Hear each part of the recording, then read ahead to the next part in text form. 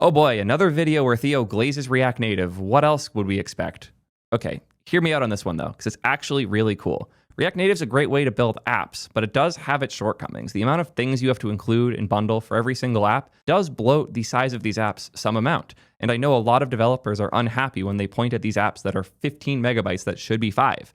I agree, there's a lot of things we could do here, but we could go further. What if we built React Native into the platform? What if we went even further than that and made the whole operating system with React Native? This is a question I've seen more and more companies asking, some of which you would never expect, and one just fully committed to this idea. Amazon has gone all in and introduced a new operating system, including a set of developer tools, all built around React Native. Meet Vega OS and the Vega developer tools. This is the operating system for Amazon's streaming media players, things like the Fire TV stick. They have had absolute chaos trying to build apps and things for this platform, and it's a big part of why Amazon's invested so heavily in React Native, including crazy things like the Ermes compiler, static Ermes, that will let you compile React and JavaScript code to assembly directly. Really cool stuff that's being worked on by Amazon here, and I'm so excited to go in depth on all of this. Also, I know I've been promising the PS5 video for a while where I talk about the PS5 React Native chaos. This isn't that video, but we're going to touch on a lot of those parts. So if you've been waiting to hear more about how Sony uses React Native, this is the video. That said, if Sony does come after me for this, I have a lot of legal costs to cover. Quick word from today's sponsor, and then we'll dive right in. AI has made it way easier to build applications, as long as you're trying to build them for the web. Mobile apps are still really hard. Expo and React Native have made it easier, but you have to be a pretty experienced dev and pretty experienced in mobile in order to get things right. Things would be much easier if you had a better starting point, and that's what today's sponsor is here to provide. Rourke really understands mobile, and they built a great platform for getting mobile apps right from the start. They're not going to pretend that you don't need to know how to code to build a good mobile app, but they'll absolutely help you get the right starting point for a mobile app you might be interested in building, or random side projects you want to spin up. I spin up new websites all the time, but spinning up mobile apps has never been worth it because of all the pieces you have to get just right. And Rourke smoothed out almost all of them for you. I gave it a test prompt, which was my image generation tool, the one that I use for all of my model demos. And it did a great job here. Gave it a basic prompt telling it to do a mobile app for generating AI images. Don't implement the image gen just yet. Handle it later. Yada, yada. Make it look beautiful, dark mode, etc. It used Sonnet because that's their current default. You also have GPT-5 and Grok Code. I might have GPT-5 do a UI pass on this later because I still find 5 is way better for UI. Speaking of UI though, holy hell, there's so many nice little things going on here that you might have noticed. It's using a full iOS simulator in the cloud, which is awesome because I can test the full mobile app from here. What's even crazier though, is if I want to test it on my phone, I can just scan that QR code and I'm good to go. Yeah, all I had to do is scan the QR code and now I have the app on my phone. It's so cool having a real environment that understands mobile, lets you do all of these things, and then you can just export the code and go use it in your normal editor when you're ready. Vibe coding websites is cool, but scaffolding good mobile apps is way cooler. Check them out now at soydev.link/Rourke. Nicola dropped his thoughts here that I thought were a good starting point. Amazon just shipped Vega OS, their Linux-based OS with React Native built in. Like they're shipping libReact Native inside the device, so you get smaller app sizes for each app and first-class support for React Native development. libreactnative.so is a system file that can exist and be shared across different apps to allow for many apps to just have one native binding that can be stored and saved in memory, so you don't have to take as much time booting up the app from scratch. There's a lot of clever stuff I've seen developers doing with these types of techniques, in particular on the PlayStation side. To just give you guys a rough idea of how things like this can work, we're going to talk about a totally real company named Pony. Definitely not Sony, Pony. And Pony makes the Game Station 5. So this fake company named Pony, totally not a real one, making a thing called the Game Station 5, totally not a real system, hypothetically, has an operating system that is largely based around React Native. Where things get interesting is how the actual applications work. There's a tool called Webpack Bundle Analyzer that shows you the way that your application is broken up into different parts. Like, what are the packages that exist for your app? So in this example, we have this polyfill library, we have the framework, which includes React DOM, then we have the actual app code, which is a small portion of this code base. You get the idea. You have these different chunks that are the things that your app uses. And some pages will use this chunk, others might use this one, but almost all of them are going to use the framework, the polyfills, and the node modules. So what ends up happening is each route gets definitions for what bundles it needs. So we'll say if this is a website, you have /home. /home has a bunch of bundles that it needs. Maybe this route needs the node modules bundle. It needs the polyfills bundle, and it needs the home.js and imports for that home.js file. But then you might have another thing, I don't know, /app. And /app still needs node modules and polyfills, but it also needs some big module that you don't include in the traditional node modules bundle. You intentionally split it out. And it also needs app.js and imports. And you also have some other requirement where you need, I don't know, GDPR.js or something to like make this app compliant. Each route, each surface in your application is going to need a different set of JavaScript to run. And if you go to this page, now it has to fetch or grab from cache all of the JavaScript it already has, fetch new JavaScript that it doesn't have, and then create an execution environment that can run all of that JavaScript. Now imagine that you split things up better. You split up node modules because certain things need certain modules, other things don't. So you have multiple node modules folders. So instead of just having one node modules, you have something like core modules. And then other less core modules will be split up into their own things that are imported on these different routes. You get the idea here, hopefully. So let's think about how this theoretical company would be getting data and runtimes to the different surfaces. Probably better to think about those different surfaces first. So in the Pony Game Station, there would be, I don't know, a shop probably. There would be a home. There would be settings. There would be like friends list. And then an important one, you know how on some game consoles, when you press the home button when you're in a game, that menu pops up. That's like the quick actions you can do. You get the idea. So we have these different surface areas that exist for a given operating system. These surface areas need to respond really quickly and appear when you click the button. In particular, things like this quick action section needs to come up as soon as you press the button on the controller. Otherwise, the whole thing feels awful. So what bundles would these different things need? Well, let's say these are all using React Native. So a lot of them are going to need the React Native bundle. Hypothetically speaking, if they were using Apollo GraphQL for data, that would be an important one. Almost all of them are going to need that. What else would they all need?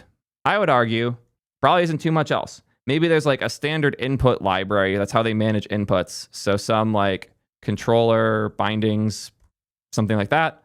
And then everything else is going to be less common across surfaces. So if this hypothetical company had this realization that almost every one of these surfaces needs all of these packages, you would obviously bundle these together in a way so every single one of these surfaces can get all of these packages as trivially as possible so that they don't have to each load a custom bundle of JavaScript that is massive when most of them are using like 80% of the JS is exactly the same between them. Hypothetical company Pony didn't just do this. They went a step further. Right now, we're just talking about the bundles themselves. What about the environment that they're executing in? You need to spin up a V8 instance or whatever JavaScript runtime you're using. This instance exists, is spun up, has memory allocated to it, and then in it, you do things like put your packages. So you have your node modules, you have React Native, you have actual code, as in like the code that the developers wrote, all within this V8 runtime. But time has to be spent for V8 to spin up. Time has to be spent to go find the modules you need, load them into memory, load them into V8, JIT them, execute them, all of that. This is just standard JavaScript stuff. If you have to do this every time you click the home button, though, you're eating some unnecessary latency. So what do we do? How do we solve this? The obvious solution is you just run it initially and keep quick actions open, so when you press the button, it's already there. But what if you hold the button instead and it goes to a different menu? What if you go somewhere that it doesn't expect? This is where it gets really fun. The Pony Game Station keeps a V8 instance running with all of the common modules, but none of the actual code. So at any given time on your game station, there is an instance of V8 with React Native and Apollo and a couple other core packages sitting with no code to execute, just all of the environment sitting there. And that's it. But when you click a button or go to a menu or navigate, at that point, it will load in the user code. Not by default, not ahead of time. It will JIT and hold all of the dynamic libraries that are used across these surfaces. And when you click the button, it loads the surprisingly minimal application JavaScript in to use this environment. And now it can skip all of that startup time, all of that loading, all of the additional pieces, because the environment is configured with the vast majority of what's needed. Your code only comes in when it's needed. Really cool. And this pattern has worked great for Pony. And now we're going a step further. Here we have V8 as the isolation layer, and they keep a V8 isolate ready with the node modules, React Native, and these other pieces that are being reused across different applications and surfaces. What if we went a layer higher and did this in the operating system instead? See where we're going here? This is why this stuff's so cool. This is all part of their new Fire TV Stick release. Vega is a new operating system built specifically for our devices. And it's highly responsive with an efficient footprint, enabling fast app launches and smooth navigation. Fast app launches. We adopted Linux components as our foundation. We built Vega to be scalable across a variety of devices, for small footprints like Fire TV sticks to most advanced devices with on-device AI processing like the Echo Show. They're also introducing the Vega developer tools alongside this, which are designed to help app developers establish foundational app architecture, the key to creating scalable and maintainable Vega apps across all devices. We've included multiple technology paths for you to build, including React Native for Vega and web technologies like Vega WebView. Apparently, a lot of the Expo libraries are being used within Vega, which is super cool because, as I've said many times, one of the coolest parts of React Native is the Expo community and the Expo libraries. You just scroll through all the libraries Expo's made that expose native stuff directly. Super cool. And now all of these are built into the operating system that Amazon is shipping on their new Fire TV stick. That is really cool, like use of existing community tools and open source work. Vega libraries and services. See all of that? That's really cool. And then React Native libraries, they have a ton of these too, including Lottie React Native for fancy animations. So I'm sure a lot of people want that. There's even a documentation page about Sentry in here. That's cool to see. Expo application. They have their own custom Amazon devices /Expo package. And once you install that, you now have application. Where do you call that? Do you even need to? Oh, you don't. This is just like the make this an application type import. Back when you had to import React from React in order to get React working, it's like that. Set installation time, set update time, application get installation time async. Then, oh no, this is where it's used. Is for getting application data. I was wondering where that code was. Cool. So application.get installation time. Then set installation time, get last update time, set update time. That's really cool because you're getting this metadata about the app. And if you want to show an alert saying your app is out of date, it's really easy to get this. Apparently I was wrong about Expo being built in, but it is very well supported out of the box. Very cool to see. They do have these custom wrapper packages for a lot of the pieces. I'm assuming that is so it can take advantage of optimizations they're building into the OS to do these things more efficiently. Still based on top of the Expo asset package, but it's the Amazon devices flavor of it that can probably cache and do other things much more nicely. But the coolest part is that the React Native piece, the most important piece arguably, is being reused as a native instance across different applications. Super powerful. I've been hunting for more info on the Vega stuff from Amazon directly, and I found this about React Native section. It's actually pretty cool. One of the fun callouts that I just found in here is that the React Native for Vega runtime is actually using their portable Skia-based UI framework. If you're not familiar with Skia, it's the rendering engine that's used in Chrome, but more importantly, used in things like Flutter. The Skia engine is really good at dynamic, complex, animation-heavy UIs, but it's also an abstraction that isn't directly native in a traditional sense. It's calling native GPU shaders in order to do the UI stuff, but it's not calling native system APIs. This is why an app built in Flutter on iPhone feels a bit weird because it's not running inside of the iOS environment. It's not rendering an iOS button. It's rendering a Skia engine, almost like a game engine on top of the OS, and then using their attempts to reconstruct the UI to look like an app. When you're doing a platform like Vega, which doesn't necessarily have its own built-in system UI layer, Skia is a really good rendering engine to use. They could have built their own renderer from scratch or went and used some existing Linux one like KDE or GNOME or some shit. Technically, there would be a layer deeper like Wayland or X or whatever. But instead of doing all of that, they're going to build on top of existing open standards like Skia in order to get a lot of the quality of user experience that you can with it. There's actually been a lot of improvement for using Skia as a target for React Native, in particular companies like Shopify who want to have really complex animations for parts of their UI. They put a lot of work into making Skia work in React Native, so one of your components can render with Skia and the other components can render using native UI. React Native for Vega seems to be leaning all in on the Skia UI framework that they've already built for Amazon's platform. In case you're not familiar with how React Native works, React Native isn't one code base that supports every platform. React Native is an abstraction layer that allows you to, instead of using React DOM, which is how your React components bind to the UI directly in the browser, you can write another layer there to connect the React Native standard components like the view component, text component, etc., to bind to native UI. React Native is an abstraction that lets you write what a UI should look like and how it should behave without actually having the implementation details of that UI layer underneath detailed within it.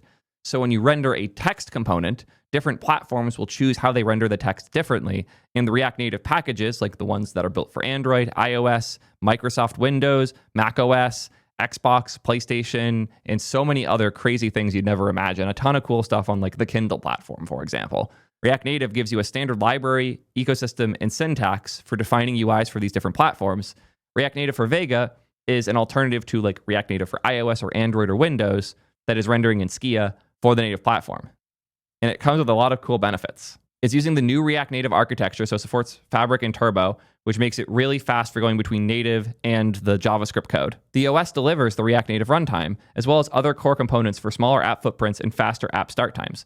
They're probably doing something very similar to what I described before with our favorite company, Pony, and having these runtimes running in the background, just waiting for a new app bundle to appear so it can spin it up immediately while not having to load all of this data differently for every single app. And I'm sure most platforms, on my phone right now, I probably have 17 different versions of React Native across various different apps. I've even seen apps that have 2 versions of React Native within them for different views. If it's OS level, these problems get much easier to deal with. They have a bunch of core features from the tvOS bindings from React Native, like the focus guide and event handler. Media frameworks conforming to W3C specs for playback and media controls, which enable the reuse of WebJS players. That's really cool, actually. It's so hard to get media playback working if you're not using a standard thing that one of the Expo libraries can do, like Expo AV. Media playback sucks. The idea of them supporting web standard media playback through their layers is actually super cool and makes a ton of sense for a streaming device like this. Vega-specific API extensions like the Vega App State Focus Manager, Splash Screen Manager, internationalization. Having internationalization built in is really cool too, actually. Support for headless React Native processes to run short-lived tasks and services, optimization for latency metrics, adaptation and porting of open source React Native libraries where possible, like I talked about earlier with the Expo stuff. Really, really cool. This is an article by Mattis that was just shared in chat, and it has some really useful feedback and points, just kind of confirming what I was already feeling. First off, the docs are surprisingly good. Everything I've read in them has been really good so far. React Native first. Vegos is definitely, in principle, powered with React Native apps. Now, references are still a bit vague as they continue this naming transition. By the time of writing, you're looking at a core React Native app that's initially powered by the React Native for Vega library, which you can now install, React Native Kepler. Kepler was their internal code name for this. I can change the core file, you'll control your React Native apps. Surprising amount of useful functionality. It's got a focus manager, yep. Oh, cool. They actually have diagrams showing the layering here.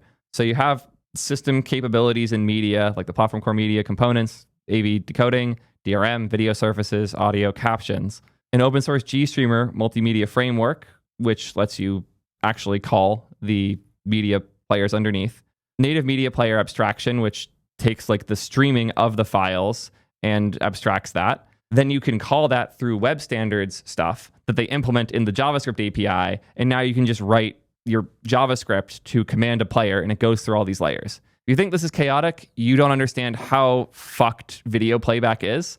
The architecture for AV stuff I've seen in my life has been much worse than this. Pretty standard. One important thing to note, especially if you're already using React Native in your stack, is that React Native for Vega does seem to pin the React Native version. So it's only using 0.72 right now. Forum post mentions 7.6 being the next target. While I can understand wanting this level of control, it does mean you're stuck on specific versions while needing to support Vega OS. I know way too much about the chaos of supporting TV operating systems, thanks to my time at Twitch, in particular the shit show that is Roku, to be upset about pinned React Native versions, especially with the benefits that you'll get here. This doesn't just make sense from a compatibility perspective. It makes sense from the React Native binding being shared across apps. They also support web views, which is really nice. You can just embed a web view in the React Native code and just have a website that is rendered there. Vega app manifest. Apparently they have a VS Code plugin already. They put a ton of KPIs out. I was looking through that earlier and all the like performance stuff. One of the things I thought was really cool is that their app performance best practices section is largely just React Native best practices. And it seems like a pretty good document covering a lot of those, like using Memo to prevent re-renderings unnecessary, use React Compiler and ESLint plugin React Compiler to allow your code base to optimize a lot of this by default. Use strict mode so you catch mistakes during development. Suspense and lazy to hide certain elements until they are ready. Use callback to prevent unnecessary memo busting and effect busting. Using effect less often because they can affect your performance. It's worth reading React's article. You might not need an effect. I think this is linked in an official Amazon doc. It's a very green flag. This is a super good faith, well done project. Man, I wish all of Amazon's docs were this good and this thoughtful. They even have sample apps before and after optimization where they add in memoization and other pieces and comment the hell out of it to explain how to make this behave and perform better. They even have a section on scroll views, which are notoriously difficult, not just in React Native, but in most native platforms and views.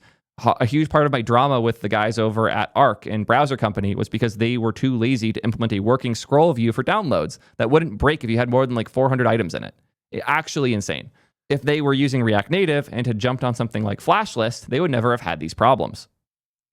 Really nice to see that called out here, and also that Flash List is fully supported within Vega. Then there's the image component. The one in React Native directly doesn't have good out-of-the-box performance optimizations like caching. React Native developers usually use a community package like React Native Fast Image or Expo Image for memory or disk level caching of images in React Native.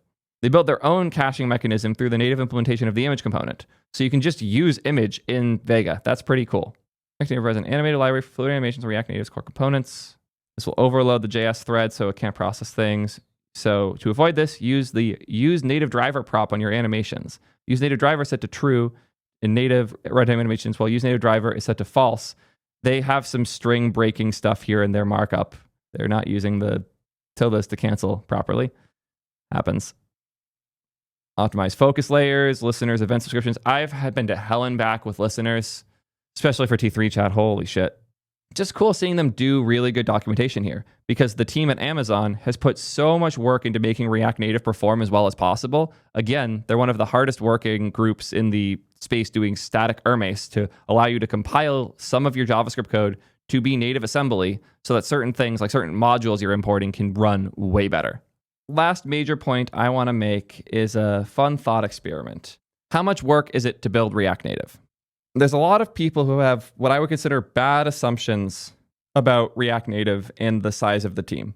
I'm going to ask you, the viewer right now, as a thought experiment. If there were two teams working on React, it's not that clear at Meta, but assuming there's two, there's like React, the lib web version, and then separately you have React Native.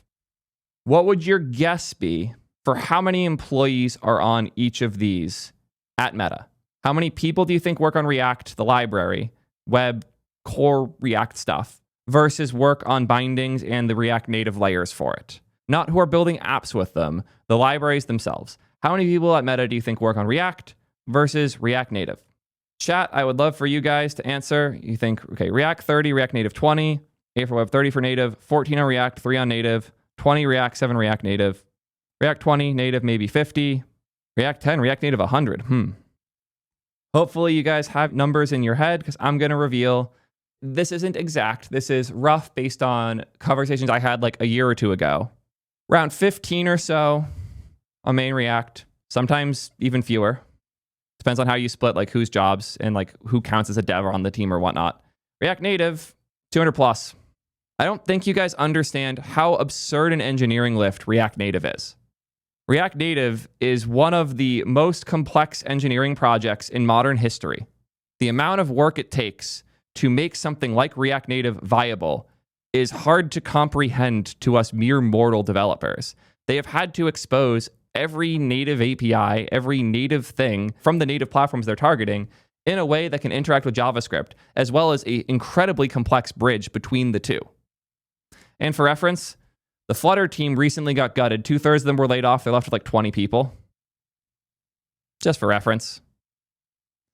It's also worth noting that this number is not counting all of the devs who work there for Microsoft, who are building a ton of React Native stuff, or Amazon, who are actively contributing as well. If we go look at the GitHub for React Native, 2,779 people have contributed to React Native. Do you understand? React does also have a pretty big number at 1,700, but if you look at the contributors charts between the two, things look very different.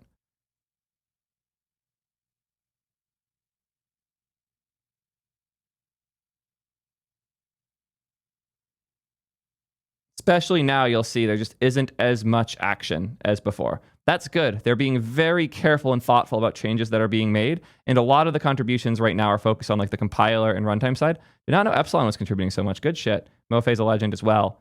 This is on core React. And then React Native. Do you understand? Things are ramping up like mad.